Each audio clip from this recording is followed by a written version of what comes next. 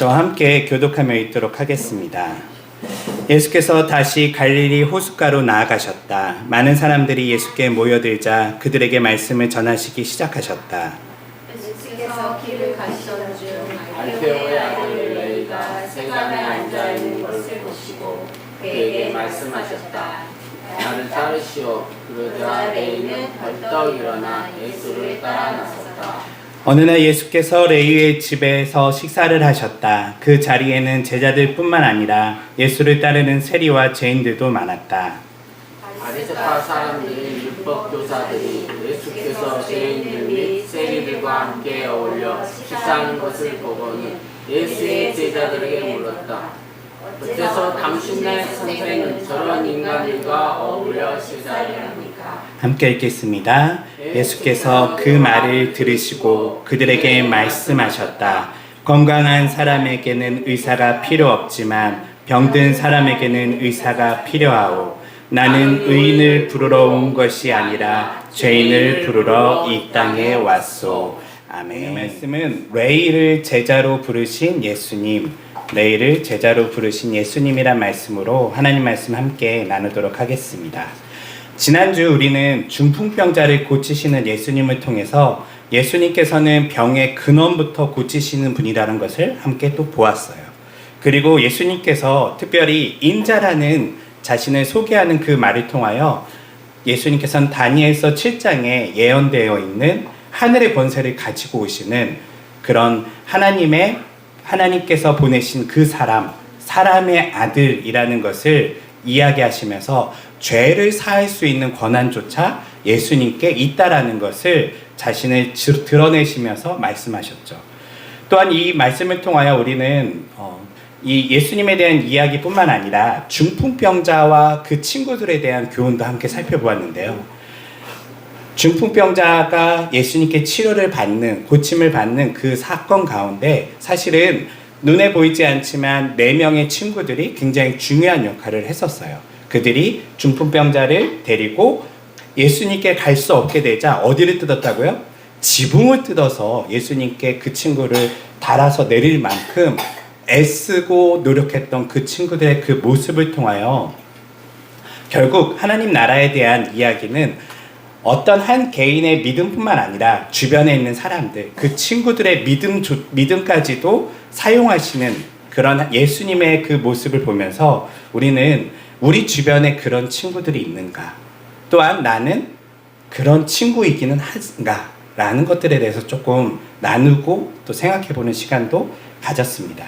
오늘은 그 이후에 마가가 말하기를 세관에 앉아있는 레위를 부르신 예수님에 대한 이야기를 오늘 소개하고 있어요. 오늘 말씀에 보면 레위라는 사람이 나오는데요. 레위는 누굴까요? 그쵸, 레위기라고 하면 레위라는 지파가 있었어요, 과거에. 예. 야곱의 아들들 중에 우리가 잘 아는 것처럼 레위라는 그 아들이 있었죠. 그 아들의 이름과 동일한 이름이에요. 레위라는 이름을 가진 한 사람인데요. 우리도 지금 보면 김씨 중에 김유신이라는 사람이 있을까요, 없을까요? 있죠.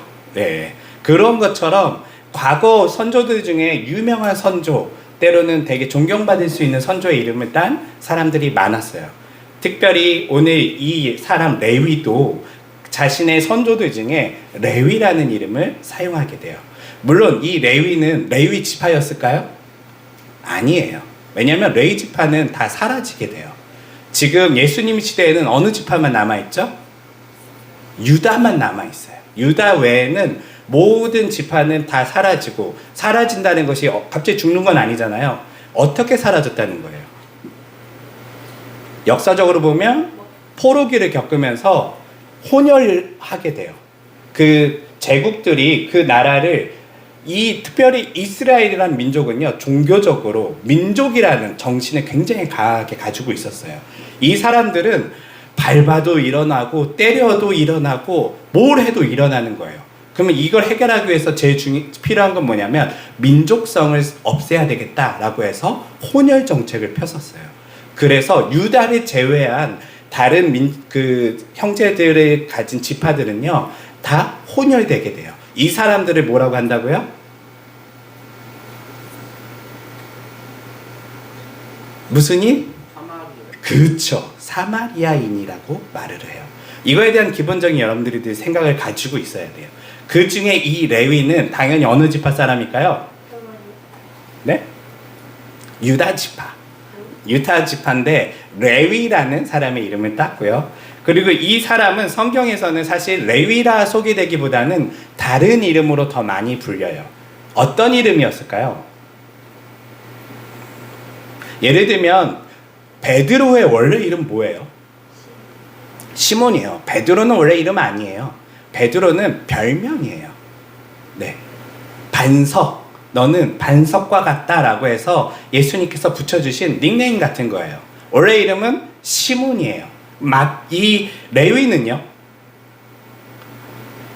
레위라고 보통 이름이 불렸지만 실제 이 사람은 어떻게 많이 불리게 될까요? 교회 안에서는요. 네. 여러분 이 사람 이름을 여러분들 모르지 않아요. 알페오 주니어. 그렇죠. 알페오 주니어인데 이 알페오 주니어는 다른 이름으로 불려요. 어떻게? 마태. 이 사람이 마태입니다. 마태복음을 쓴 저자가 이 레위라는 사람이에요. 이 사람에 대한 오늘 이 사람이 레위 마태가 어떻게 예수님을 만나게 되는지 오늘 마가는 소개하고 있어요. 마가는 말하기를 먼저 예수님께서 자신들의 제자를 첫 번째 불렀던 그룹이 누구죠? 세베대의 아들들. 네, 이 사람들이 누구예요? 베드로. 베드로는 사실 그 아들은 아니고요. 베드로라는 어부가 있고요. 그 아들들 중에 요한과 야고보가 있었어요. 네. 그래서 이 사람들은 사실 한 동네 그 갈릴리 호수에서 물고기를 잡던 사람들이에요. 이 어부들을 맨 처음에 예수님께서 부르셨잖아요. 이 어부들을 부르신 이유가 뭐였다고 그랬죠, 우리? 왜 제자로 이들을 부르셨다고요? 우리 열심히 살펴봤었잖아요. 이 사람들에게 이유가 있어요? 이유가 없는 게 이유였어요. 무슨 말이냐면 제자를 부르시는데 특별히 하나님 나라를 이제 예수님께서 이 마가복음은 예수님께서 어떻게 이 땅의 왕으로서 자신의 삶을 보여주시는지 하나님 나라를 보여주시는지를 나타내는데 그 첫 번째 그 나라를 세워가는 건국하는 데 있어서 첫 번째 사람들이 바로 어부들이었어요. 베드로, 요한, 야고보였어요. 근데 이 사람들은 어떤 능력이 있었다고요? 물고기를 잡는 능력이 있었어요. 근데 이 사람들은 나라를 세울 수 있는 능력이 있어요? 없어요? 없어요. 1도 도움이 되지 않아요. 어부가 무슨 나라를 세우는데 도움이 돼요? 그런데 우리가 살펴본 것처럼 오히려 그러면 왜 이 사람들을 불렀을까라고 했을 때는 이 사람들에게 뭐가 필요했다고요? 하나님 나라가 필요했기 때문에. 그들을 통해서 하나님 나라를 세우려고 하는 예수님의 의도가 아니에요. 그들에게 어떤 능력이 있는 게 아니에요.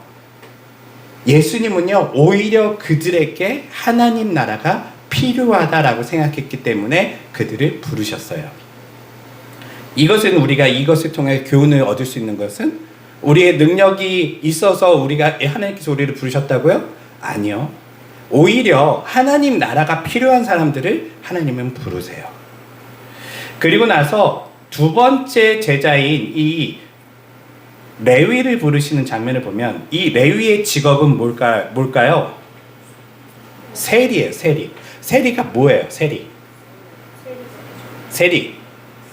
세리는 세무 공무원이에요. 우리말로 하면. 네. 세무 공무원이에요. 세무 공무원 뭐 하는 사람이에요? 그렇죠. 세금을 걷는 사람이에요. 세금 걷는 사람 좋아하는 분 계세요? 여기에? 네. 직장을 다닐 때 여러분들의 세금이 이렇게 하나하나 통장에서 빠져나갈 때마다 아 할렐루야 너무 감사하다. 나 이렇게 세금을 많이 냈네. 아 행복해. 이런 사람 있으세요?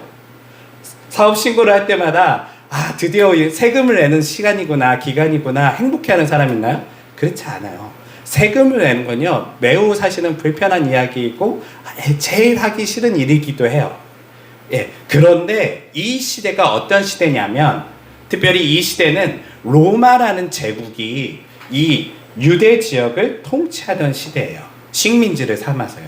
그리고 이 레위 마태는요, 이 로마의 세무 공무원으로서 당시 사람들을 세금을 걷어갔던 사람인 거죠. 자, 내가 낸 세금이 우리나라에 쓰이면 그래도 기분이 괜찮아요. 왜냐면 우리나라 사람들의 혜택을 보니까요. 그런데 만약에 여러분들의 통장에 그 세금을요, 우리나라가 아니라 만약에 우리가 독립을 못하고 일제시대가 지금까지 계속됐다면 여러분들이 낸 세금이 일본의 전쟁에 쓰이고 일본의 왕을 위해 쓰인다면 여러분들 세금 낼 때 기분이 어떠실까요? 더 안 좋죠. 정말 싫겠죠. 내가 낸 세금으로 전쟁을 치르고 있고요. 내가 낸 세금으로 우리를 지배하는 국가가 잘 살고 있어요. 우리를 착취해서요. 레위가 바로 그런 역할을 했던 사람이에요. 유대인들에게 세금을 걷어다가 어디다 갖다 바쳤다고요? 로마 제국에 갖다 바쳤어요. 그런데 이것만 했다고 해도 기분이 안 좋은데요. 당시 세리들은요, 이렇게만 하진 않았어요. 자, 오늘날 우리는 돈을 벌면 내가 얼마를까 벌었는지가 찍히죠. 근데 과거에는요, 세금이 내가 얼마를 벌었는지 알아요, 몰라요? 몰라요. 내가 양을 키우고 있는데 1년간 양을 키웠어요. 얼마의 소득이 일어나는지 알 수 있어요? 정확하게요? 내가 농사를 지었어요. 내가 얼마를 벌었는지 알 수 있어요? 없어요. 그럼 이거 누가 측정하는 거예요? 세리 마음대로 해요. 세무 공무원 마음대로 측정해요. 그러다 보니까 이 세리는요, 로마에게 일정 금액을 내는 것만 정해져 있고 그 이상은 다 누구 마음이에요? 예, 자기 마음대로 거둘 수 있어요. 쉽게 얘기하면 로마에서 이렇게 명령이 떨어져요. 올해는 우리 이렇지만 한 100만 원씩을 걷어와라 라고, 100만 원을 로마에 갖다 바쳐라 라고 하면 100만 원만 걷는 게 아니라 100만 원을 우선 로마에 바칠 것을 준비해 놓고 나머지는 누가 더 걷어간다고요? 이 세리가 더 걷어가요. 네. 그리고 어디다 집어넣을까요? 이거는 자기 통장. 예, 자기 통장, 자기 곳간에다가 쌓아놓게 돼요. 이러니까 당시의 사람들이 세리를 어떻게 생각했을까요? 아주 싫어했겠죠. 우리 일제시대 드라마를 보면, 영화나 드라마를 보면 단순히 그냥 친일파가 돼서 일본에 복역하면서 한국인들을 괴롭힌 사람도 싫어하는데, 그냥 괴롭힌 게 아니라 그 사람들 것을 다 뺏어서 자기가 배불리 하고 있는 그 사람을 본다면 사실 일본 사람보다 그 친일파, 그 어떻게 보면 식민지 국가에 충성하고 있는 그 사람들이 더 미워요. 네. 더 믿겠죠, 당연히요. 왜냐면 일본 사람이 아니면 로마 사람이 자기네 것을 뺏어가면 남이 뺏어간 거잖아요. 그런데 지금 같은 민족이 같은 민족의 것을 빼앗고 있는 거예요. 그래서 세리는요, 당시에 로마인들보다 더 싫어했던 사람들이에요. 이런 어떤 배경적인 지식을 가지고 지금 예수님께서 지금 레위를 만나시고 계세요. 그리고 레위에게 뭐라고 말씀하시냐면 나를 따르래요. 그런데 오늘 성경에 보니까 나를 따르라고 했더니 이 세리 레위가 어떻게 반응하죠? 말씀해 보면 예, 벌떡 일어나 바로 예수님을 따라요. 왜 그랬을까요? 예수님이 갑자기 마법을 걸었을까요? 왜 갑자기 이 사람은 벌떡 일어나서 예수님을 따랐을까요? 자기를 미워하는 사람들이 많았는데, 예수님 부르니까 벌떡 일어나서 그랬겠죠. 그렇죠. 뭐냐면 사실 지금은 이 성경은요, 예수님에 대한 이야기를 하느라고 많은 부분이 사실 생략돼 있어요. 만약에 드라마를 제가 제작하거나 영화를 제작하면 이 세리, 레위 마태의 고뇌부터 시작하게 될 거예요. 어느 날 세금을 걷고 그가 많은 사람들에게 돈을 뺏어가면서 자신의 삶은 부유해졌어요. 그런데 사람들은 자기만 보면 길을 가다가 침을 뱉고, 사람들은 저 사람을 보면 야, 쟤랑 어울리지 마, 쟤하고 쳐다보지도 마, 저 나쁜 놈하고는 상종도 하지 마, 늘 이런 이야기를 하는 와중에 그의 인생은 놓여 있었겠죠. 성경은 자세히 얘기하지 않지만요, 이 사람은 지금 예수님께서 자신을 부르실 때 벌떡 다 내버려두고 벌떡 따를 만큼 인생의 어떤 과정을 거치고 있어요. 우리가 왜 이것이 중요하냐면요, 가끔 우리는 성경을 볼 때 무슨 마법들이 일어난 줄 알아요. 예수님이 부르시면 사람들이 갑자기 멍하게 마법이 일어나서 사람들이 예수님을 따르고 예수님께 나아갔다고 생각하는데요, 그게 아니에요. 사실은 각각의 사람들에는요, 인생이 있고 고뇌의 시간들이 있어요. 이 시간들이 충분히 설명이 되어 있지는 않지만, 이 시간들이 있을 때에 그 정확한 타이밍에 누가 부르시죠? 예수님이 부르세요. 우리의 인생도 비슷합니다. 우리가 왜 그리스도인이 되었을까요? 예수님이 마법을 걸어서요? 아니요. 하나님은요, 우리 인생에 다양한 경험들을 사용하세요. 때로는 좋은 기억, 때로는 나쁜 기억, 이 모든 것 가운데 어떤 사람이 예수님을 알 수 있고 예수님을 따를 수 있는 그때에 누가 부르신다고요? 예수님이 부르세요. 우리 신앙이 때로는 조급하지 않았으면 좋을 것 같아요. 왜 나는 예수님을 못 따르지? 왜 나는 아직 믿음이 주어지지 않지? 예, 그럴 수 있어요. 그런데요, 그 시간들이 필요해요. 충분히 고뇌하는 시간이 필요하고, 때로는 불신앙을 갖는 신앙도 필요해요. 때로는 의심하고 있는 시간도 필요해요. 하지만 하나님은요, 정확한 때에 그를 부르세요. 그래서 우리의 인생도요, 우리가 천천히 예수님 따른 것 같죠? 아니에요. 이 세리 레위의 인생처럼요, 우리도 예수님 부르실 때는요, 벌떡 일어나서 따라가요. 그게 기적이 아니라요, 그만큼의 완벽한 시간과 완벽한 타이밍이 거기에 존재하기 때문에 그래요. 이런 것을 보면서 오늘 이 말씀은 더 깊게 한번 들어가 볼게요. 자, 예수님께서 이 사람을 부르셨는데요, 이 사람 제자로서 괜찮은 사람일까요? 왜 이 사람을 제자로 부르셨을까요? 이유가 없어요. 한번 이유를 한번 좀 찾아볼게요. 이유가 없지만 한번 이유를 좀 찾아보죠. 먼저 이 사람 직업이 뭐예요?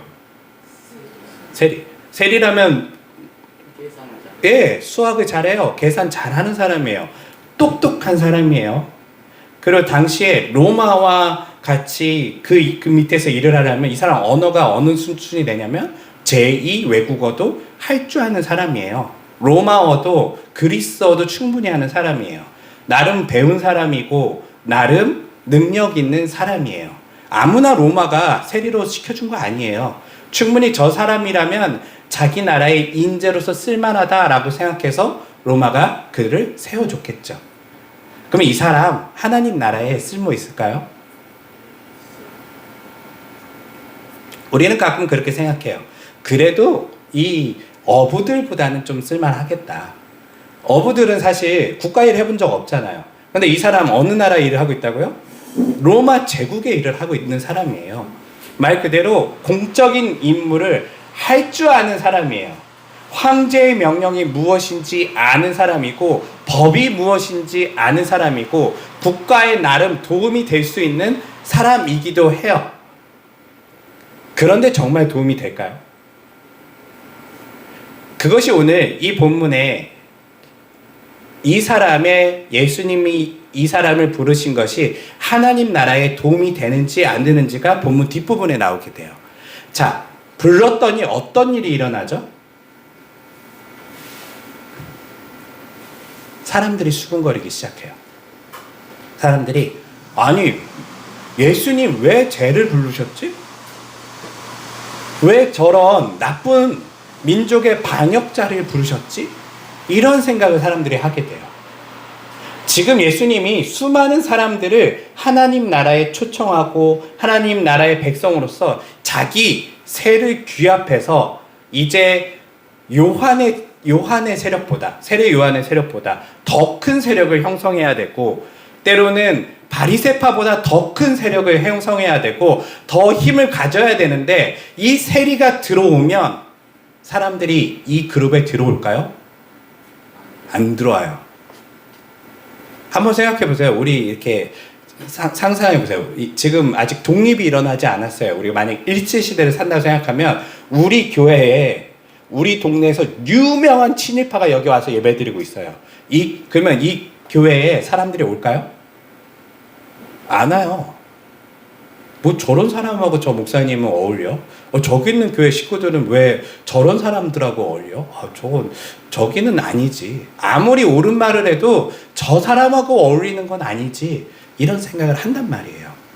지금 그런데 예수님이 그런 사람인 세리, 레위, 마태를 부르신 거예요.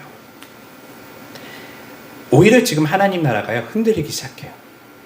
베드로와 요한과 야고보를 부를 때만 해도 사람들이, 야, 저기는 좀 그렇게 유능하지 않아도 하나님 나라에 나름 뭔가 할 수 있는 일이 있나 보다. 사람들이 관심을 막 가졌는데요. 이 레위가 들어오는 순간 사람들이, 뭐야, 하나님 나라 세운다면서 왜 저 식민지 국가에 식민지를 삼는 저 민족의 방역자들이 있는 곳에 있는 사람들을 부르시지? 하나님 나라라면서 왜 친로마 성향을 띠고 있지? 이런 생각을 한단 말이에요. 이게 중요해요, 안 중요해요? 인생이에요. 여러분들이 인생에 뭔가 어떤 사람들과 어울릴 때 정치적인 성향 중요해요, 안 중요해요? 중요해요. 네. 지금도 여러분들 주변에 만약에 우리를 치면 후쿠시마에 바닷물에 막 오염수를 버리는 거에서, 야, 그거 괜찮아, 다 그렇게 사는 거야, 편안하게 막 얘기하고 일본에 항상 유리한 이야기 하고 하면 그 사람하고 친구하고 싶어요? 안 하고 싶어요. 민족적 감정이 있단 말이에요. 그게 안전하든 안 안전하든 그게 중요한 게 아니에요. 그냥 내가 싫어하는 저 적국, 우리를 식민지로 삼은 그 사람들 편드는 거를 매우 우리는 싫어해요. 옳고 그름의 문제가 아니에요. 이거는 정서적인 문제이고 감정적인 문제예요. 그런데 지금 예수님이요, 레위를 부르셨어요. 지금 하나님 나라는 어떻게 되고 있는 건가요? 잘 되는 건가요? 지금 사람들이 다 갸우뚱거리기 시작해요. 뭐지? 이제 예수님께서 하나님의 능력을 가지고 이 땅에 나라를 세우시고 드디어 이 식민지, 우리 유대 민족을 이 식민지로부터 독립시켜서 이 세상 만방의 가장 위대한 나라로 세울 거라고 그들은 예상했는데, 갑자기 로마에 따라 살아가고 있는 저 레위, 저 민족의 방역자를 섭외하셨다고? 그것도 그냥 무리 중에 한 명이 아닌 제자로 부르셨다고?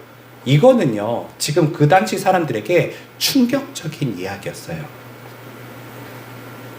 먼저 말씀은, 이 마가는 레위를 부르신 이후에 어느 정도 시간이 지났고 그 다음에 어떤 장면으로 넘어가냐면, 예수님께서 레위의 집에서 식사를 하는 장면으로 넘어가요. 근데 이 식사를 할 때에 오늘 말씀해 보니까 누가 같이 있죠? 네, 여기에 보면, 네, 앞에 보시면, 앞에 한번 올려보시겠어요? 어느 날 예수께서 레위의 집에서 식사를 하실 때에 제자들뿐만 아니라 누가 있었다고요? 네, 이 본문이 되게 중요해요. 뭐냐면 지금 레위만 만난 게 아니에요. 지금 레위 하나만 해도 하나님 나라에 지금 사람들이 의심이 너무 많은데, 레위를 불렀더니 시간이 어느 정도 지났어요. 지나고 레위가 우리 집에서 식사하시죠? 초대를 했는데 아마 예수님만 초대한 게 아닌 것 같아요. 이 자리에는요, 다른 세리들과 죄인들이 있었대요. 세리는 알겠지만 죄인 누구예요? 죄인. 당시의 사람들이 죄인이라고 취급했던 사람들 누구예요? 율법을 어기는 사람들이에요. 성경은 정확하게 이 사람들을 특정하고는 있지는 않지만 그 당시 정서로 치면 율법을 어긴 사람들, 다른 말로 하면 이 사람들 역시 민족의 종교를 따라가지 않는 사람들이에요. 그냥 우리처럼 뭘 잘못한 사람도 있겠지만 그 정도의 사람을 말하는 것 같지는 않아요. 세리와 함께 다녔던 또 다른 죄인들이에요. 다른 말로 하면 이 사람들 역시 로마에 충성하며 살았던 사람들일 가능성이 높아요. 그러다 보니까 율법을 안 지키고 그러다 보니까 사람들로부터 저 죄인들이라는 손가락질을 받았겠죠. 근데 이 사람들이 이 식사 자리에 모여 있어요. 왜 이 사람들 모여 있을까요?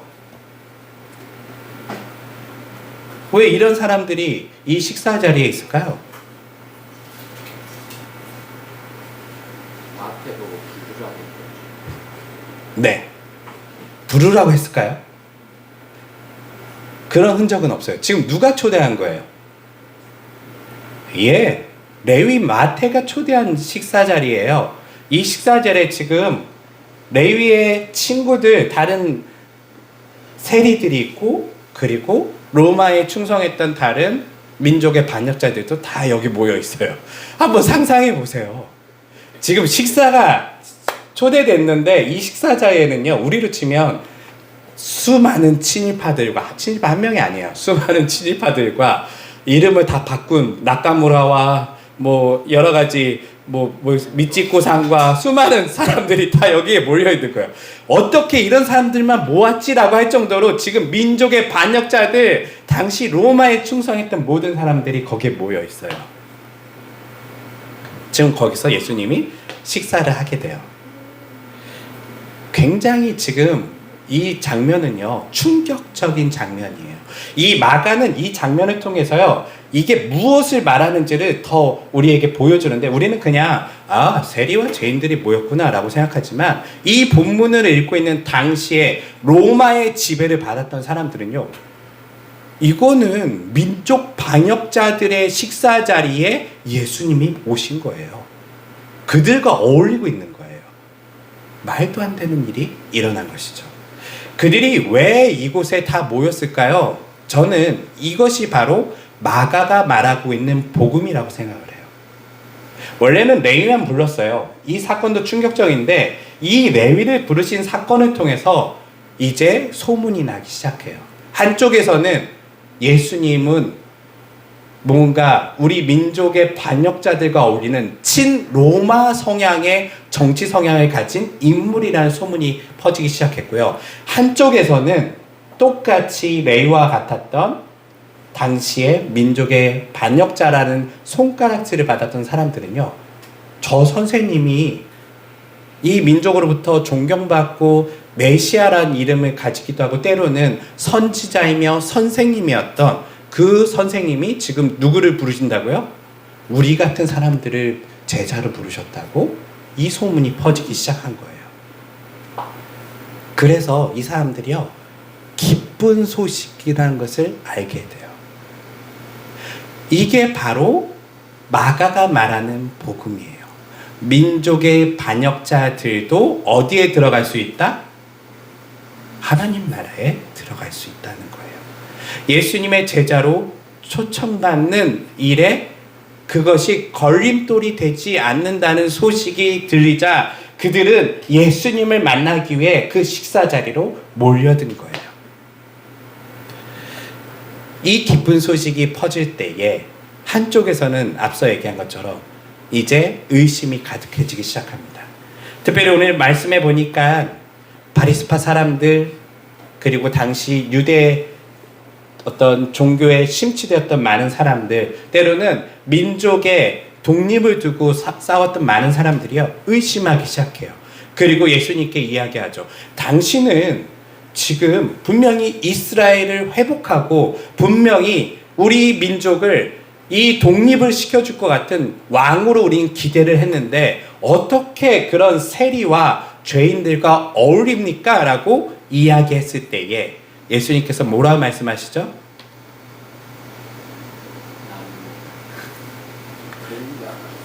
네. 먼저는 예수님께서는 이 얘기를 해요.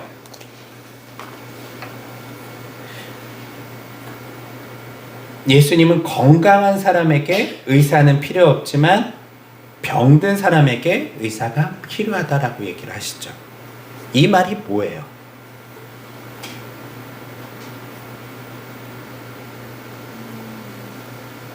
하나님 나라의 속성이 여기 있는 거예요, 사실은요. 우리는 이 본문을 단순하게 그냥 보면, 윤리적인 문제가 있는 사람들, 죄인들, 때로는 외로운 사람들, 힘든 사람들에게 예수님이 필요하다라고 우리는 생각할 수 있지만요. 마가가 말하고 있는 것은요, 조금은 그 뉘앙스가 달라요.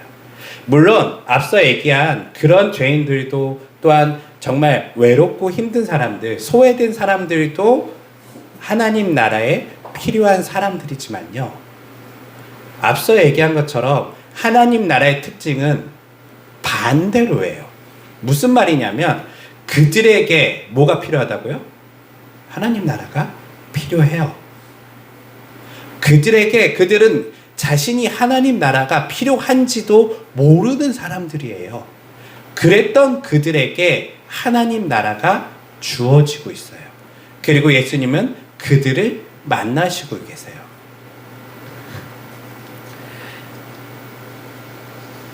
우리가 흔히 아는 것처럼 바리새인이 죄인일까요? 세리가 죄인일까요?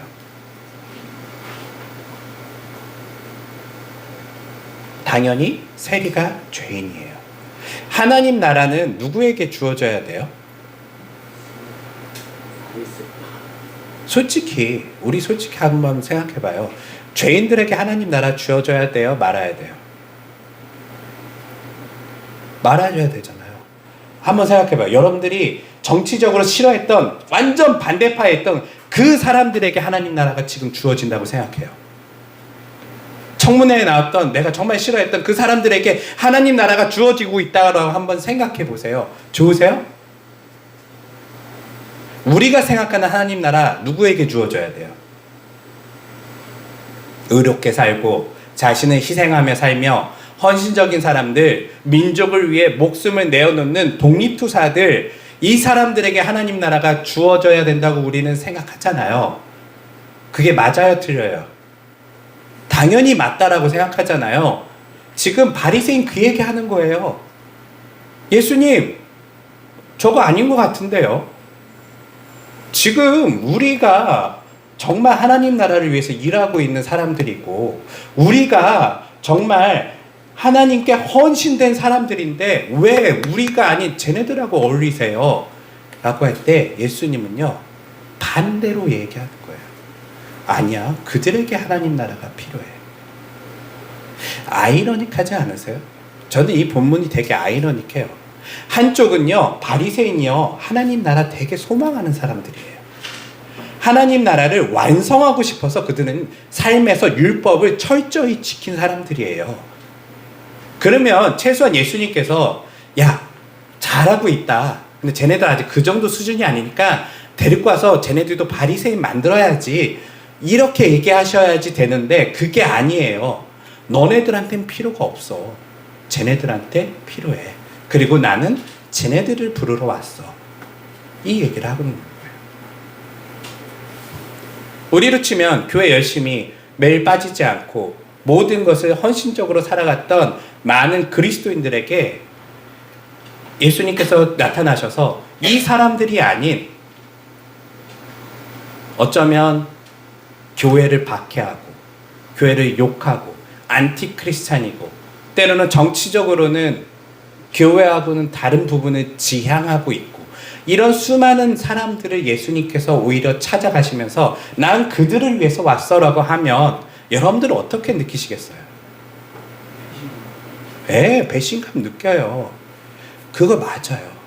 심한 배신감을 느꼈기 때문에요, 나중에 이 바리새파 사람들과 나중에 이 유대 나라를 독립시키려고 했던 사람들이 모두 합세해서 누구를 죽이려고 하죠? 예수를 죽이려고 해요. 오늘날 이 본문은요, 단순하게 우리는 항상 우리식으로 생각하고 나 같은 죄인을 부르셨지 여기서 우리는 은혜를 받고 멈추지만요. 실제로는요. 충격적인 이야기예요. 그리고 우리들에게도요. 예수님이 이렇게 행동하시면 예수님 버리고 교회 버릴 사람 많아요. 저부터도 싫어할 것 같아요. 무슨 저런 사람을 예수님이 부르시지? 아, 나 그러면 예수님을 안 믿어. 우리 그러잖아요. 정치적으로 나하고 다르면 아예 그 사람하고 상종을 안 하잖아요. 그 단체를 끊어버리잖아요. 지금 예수님이요. 그런 행동을 하신 거예요. 그런데 이 예수님의 이 말씀이요. 마가는요. 복음이라고 얘기하고 있어요. 왜요? 왜 복음인 거예요? 도대체. 우리가 흔히 아는 산상수훈처럼 의를 위하여 그리고 애통하며 때로는 박해를 받으며 힘들게 산 사람에게 하나님 나라가 주어질 때 우리는 박수치고 좋아해요. 맞아, 그거지. 나도 그렇게 살 거야. 그런데 그게 아니라 지금 완전 반대쪽에 있는 사람들을 박해하며 사람들을 괴롭히고 자기 사적 유익을 위하여 돈을 훔쳐갔던 그 사람들에게 지금 오히려 뭐가 주어졌다고요? 하나님 나라가 주어졌단 말이에요. 사실 복음이 우리들에게 그렇게 잘 맞지 않아요, 솔직히요. 많은 사람들이 예수님을 믿을 때에 한쪽 면만 보고 가요. 예수님은 좋으신 분, 좋은 사람들을 부를 거고 우리가 결국은 하나님 나라는 그런 착하고 좋은 사람들이 있는 곳이야 라고 생각하지만요. 한쪽의 이야기예요. 실제로 반대쪽에서는요. 예수님은요.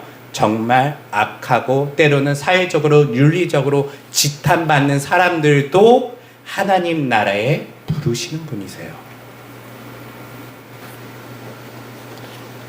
마가는 이것을 통하여 이것이 하나님 나라의 기쁜 소식이라고 이야기를 해요. 이 기쁜 소식은요, 앞서 우리가 얘기한 것처럼요, 하나님 나라에 그들이 필요해서가 아니라는 것을 전제로 해요. 하나님 나라는 누구에게 주어지고 있는 건가요, 지금? 죄인들에게 주어지는 나라예요. 하나님 나라는요, 이 세상에서 소망이 없고 절망이 없고 저 나쁜 놈들에게 주어지는 나라예요. 그 나쁜 놈들이 여러분이라면 그것이 복음이 되는 거고요. 나는 그 정도 사람은 아닌데 라고 하면 여러분들에게는요, 걸리는 돈이 될 거예요. 여러분 삶 속에 세리와 죄인을 부르신 예수님이 나에게 기쁜 소식이라면 우리는 마가가 이야기하는 이 소식에 집중해야 되고 뿐만 아니라 교회를 바라보거나 예수님을 따라가는 수많은 사람들을 바라볼 때 다른 시각으로 보아야 해요. 아, 저 죄인이 왔구나. 아, 저 세리가 왔구나. 좋은 사람들이 모여있는 곳이 아니구나. 여기 민족의 반역자들의 모임이구나. 여기 사람들로부터 지탄받는 사람들이 모인 곳이구나. 그런데 우리의 공동체에 그런 사람이 있습니까? 드문 것 같은데요. 정직하게는요. 여기 솔직히 우리 말은 그렇게 하지만 지탄받는 사람 오는 거 싫어하잖아요. 네. 어떤 교회에 이거는 어떤 교회는요. 동성애를 가진 친구들만 모여요. 왜 거긴 동성애를 가진 친구들만 모일까요? 아니요. 받아줘요. 왜 그들만 모이는지 아세요? 그들이 가면 딴 사람들이 안 가요. 이해되세요? 네. 이게 현실이에요. 여기에 그 사람들이 오면 사람들로부터 지탄받는 사람, 윤리적으로 문제가 있다고 하는 사람, 죄인이라고 우리가 흔히 점치고 놓고 말했던 그 사람들이 여기에 온다면 여러분들 이 교회 다니시겠어요? 그러니까 이게 되게 아이러니한 이야기라니까요. 말로는 내가 죄인이니까 나도 할렐루야 감사하지. 하지만 진짜 죄인이 내 옆에 오면 나 바리새인으로 바뀐다니까요. 그런데 지금 누가 이 식사 자리에 모였다고요? 세리와 죄인들이 모였어요. 할렐루야. 기쁜 소식이에요. 저는 교회가 그렇게 됐으면 좋겠어요. 우리 교회에 치탄받는 사람들이 와야 해요. 우리 교회에 아무도 받아주지 않는 사람이 왔을 때 우리는 비로소 우리가 무슨 생각을 하는지 증명되게 될 거예요. 야, 우리가 바리새파 사람들이었구나. 야, 우리도 정말 세리와 죄인들의 모임이었구나. 반대로 한번 생각하면 우리 교회에 왜 사람들이 많이 안 올까? 이것도 사실 그렇게 생각해 볼 수 있어요. 우리 교회 성장을 하려면 어떤 사람들 와야 돼요? 좋은 사람들, 사회적으로 유능한 사람들이 모이면 우리는 급격하게 성장하고 멋진 교회가 될 거예요. 그런데 그들에게 하나님 나라 필요해요? 아니라니까요. 세리와 죄인들의 모임에 예수님은 찾아가시고 그들과 식사하시는 분이세요. 사랑하는 성도 여러분, 이것이 사실은 복음이에요. 이것이 사실은 우리가 놓치고 있는 복음에 대한 이야기예요. 나 같은 죄인, 여기서 머무시지 마시고 저런 죄인도 우리와 예수님이 필요해. 그런 관점으로 세상을 바라보시면서 예수님은 누구를 위해서 이 땅에 오셨다고요? 네, 마지막 같이 볼게요. 함께 읽겠습니다. 건강한 시작. 건강한 사람에게는 의사가 필요 없지만 병든 사람에게는 의사가 필요하고 나는 의인을 부르러 온 것이 아니라 죄인을 부르러 이 땅에 왔어. 아멘. 기도하겠습니다.